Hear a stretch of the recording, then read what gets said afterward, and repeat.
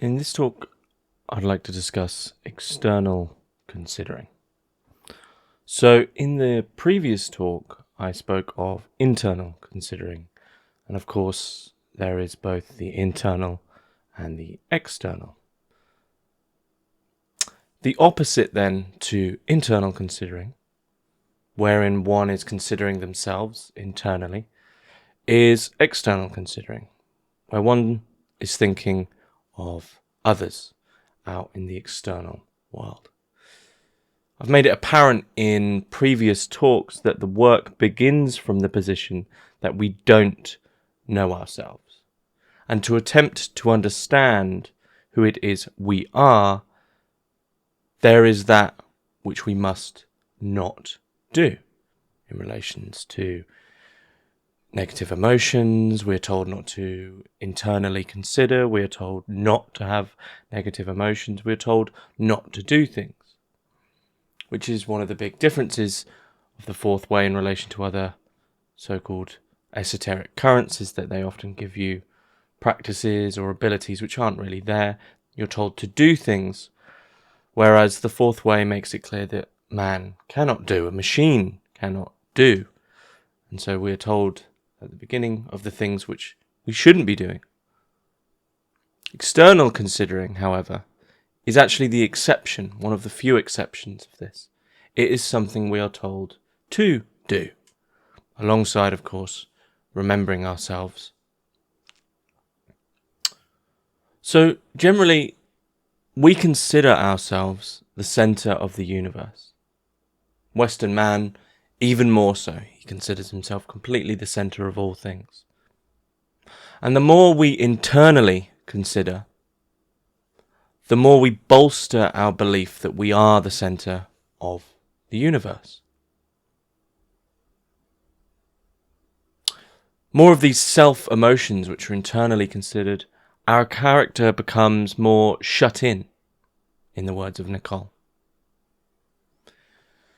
There are those, Nicole says, who we may call singers of songs. We all know them, whom within only a moment of speaking to them, they begin to speak of their troubles, how hard their life is, how hard their job is, how awful everything is. They speak of self-pity all the time, and they sing the same songs from this solipsistic angle over and over again. And Nicole says, such people are ruined. They are dead. For in the work, it is not sex or power which governs the world, but negative emotions. Think of all the people you know who are ruined and controlled by negative emotions. Those who are always identifying with them, always internally considering, always singing these songs about how awful the world is to them, how awful things are to them. They're always internally considering. They're always the centre of all things. The world to them is not just being. It's not just there.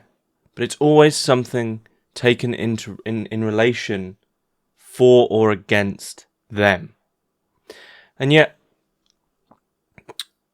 the opposite of internal considering is not frivolity or optimism in any sense. It's not some sudden, overwhelming practice. I'll quote Uspensky on an external considering. The opposite of internal considering, and what is in part a means of fighting against it, is external considering. External considering is based upon an entirely different relationship towards people from internal considering. It is adaptation towards people, to their understanding, to their requirements. By considering externally, a man does that which makes life easy for other people and for himself. External considering requires a knowledge of men, an understanding of their tastes, habits, and superstitions. At the same time, external considering requires a great power over oneself, a great control over oneself. Very often a man desires not to express or to show to another man what he really thinks of him or feels about him, But if he is a weak man, he will of course give way and say what he really thinks, and afterwards justify himself and say that he did not want to lie, did not want to pretend, but he wanted to be sincere. Then he convinces himself that it was the other man's fault. He really wanted to externally consider him, even to give way to him, not to quarrel, and so on. But the other man did not at all want to consider him, so that nothing could be done with him. It very often happens that a man begins with a blessing and ends with a curse. He begins by deciding to externally consider, and afterwards blames other people for not externally considering him. This is an example of how external considering passes into internal considering. But if a man really remembers himself, he understands that another man is a machine, just as he is himself. And then he will enter into his position. He will put himself in his place, and he will be really able to understand and feel what another man thinks and feels. If he can do this, his work becomes easier for him. But if he approaches a man with its own requirements, nothing except new internal considering can ever be obtained from it. External considering then doesn't make self-emotions, it makes something else. A putting ourselves into another person's place, or realizing another's difficulties. Removing our belief that we are the center of the universe. We spoke before of pictures of ourselves. Other people being mirrors of ourselves. We do not have to look far into our own album of pictures to find that what we object to in another person is in fact in ourselves. This other person also has your difficulties, your habits, your emotions, and so on. One can think back upon times when they were angry with another, bitter, annoyed, upset, and so on. Try to truly put yourself in the other person's place. Consider them. The more this is done, the less you shall consider yourself, the less your personality shall dominate you. Often, outside the work, we think it's possible to do good, when we really will bad. We are nice when in our hearts we hate. Within the work and with external considering, this is no longer a possibility. For once you find the same thing in yourself that you blame another for, the situation cancels itself out. This is real forgiveness. Admittance that we are fallible. If done sincerely, self-observation is harsh, and only becomes harsher. But as Nicole states, it's better to let the light in and stop the growth of rank weeds. The light helps us realize we're nothing, and that we must be nothing before we can ever hope to be something. External considering then makes it clear that someone who thinks only of themselves cannot go far. Someone who processes everything in the world via their own internal considerations will make little, if any, progress. However, it does not mean simply to endure the unpleasant manifestations of others. And remember, they have to endure yours too. But it is a practice of external considering in general, such that such unpleasantness may be understood as something altogether different, not what it was first assumed to be by a certain I. Everyone is set in their ways, by habits, attitudes, buffers, topics for other talk. Our worlds are processed via these attitudes, these buffers, these habits. Everything is seen through them.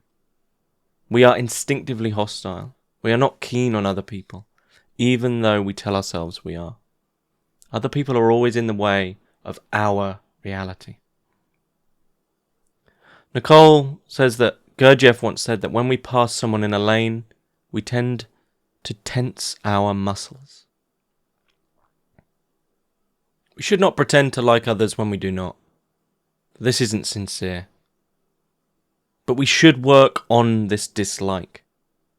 One cannot externally consider if they nourish only dislike. Itself a matter of internal considering. It's easy to split reality into that which we like and that which we dislike, mechanically accepting both sides, without ever externally considering why it may be we dislike something. To once more quote Nicole, by self-observation we notice we have two memories of a person, When we are negative, we remember only unpleasant things. When not negative, we forget them. It's almost always in a negative sense that people are remembered. Rarely do we think upon someone in a positive light, or with any light at all. We understand what fair treatment of others is, but this behaviour has to be fostered internally before it can mean anything externally. Such work on oneself is undertaken by external considering. It is a choice we make willingly to allow various bundles of negative thoughts against another to foster inside us. In this manner, external considering is a means to neutralise a poison we allow to fester within us. One could of course continue as they are, making accounts, developing harmful lies, indulging in negative emotions, internally considering everything that comes their way, believing the world should bend to all their whims. But what if there is to be change? What if someone wishes to be sincere? What is it the work is truly asking? The work is asking one to work on their emotional centre, a centre which has become drowned in negative emotions. All this vanity, conceit, bitterness, self-justification, all this internal considering which is mechanical and thus goes on and on by itself and grows by itself, as do negative emotions. If one is to allow this sleep to continue, it shall do so forevermore. External considering is a conscious effort to begin the process of waking up. External considering in the work is not superficial. For there is most definitely superficial external considering in life. The type of external considering I talk about in life is perhaps that of a shop worker or a nurse. They understand the needs of others, they are intelligent about it. They adapt to the requirements of others as needed. They play a role, which is a topic for another talk. Perhaps out of self-interest, future reward, status or acceptance.